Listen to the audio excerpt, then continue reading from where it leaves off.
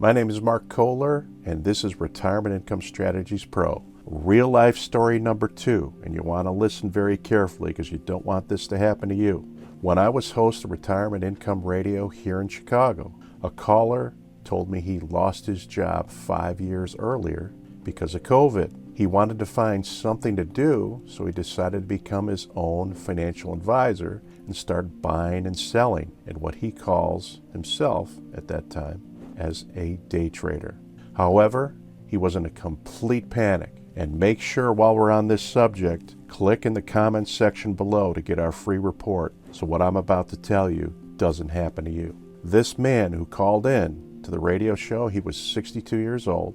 In one day, he lost $800,000. And mind you, his entire net worth at that time before the loss was $1.2 million, including his home. So what happened?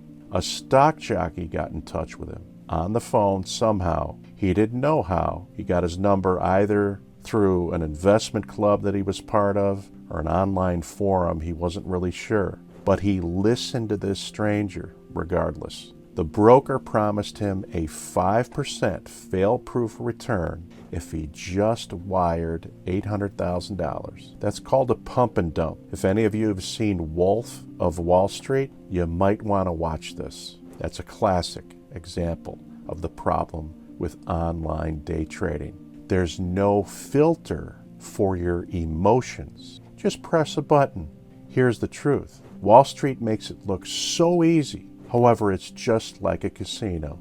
And don't tell me that it isn't. It's so easy to buy, sell, sell. There's infinite amount of wizards telling you what to do until something massive happens. And guess what?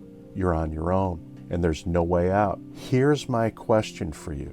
How was a 62-year-old going to make back $800,000? He wanted to retire in 1 year.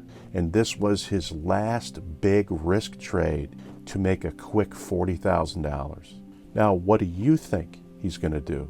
He's going to go and risk even more of the $400,000 that he has left to try to make it back. But you and I both know it's over. This is why he needed a professional registered investment advisory firm to help him with objective advice. RIAs are held to the highest standard. And here's the key. It's a fiduciary standard. They have to prove their investment advice in writing from not just one, but multiple areas. If you want to know how to protect yourself from market declines, get our free report now by clicking in the comments section. See you in the next video.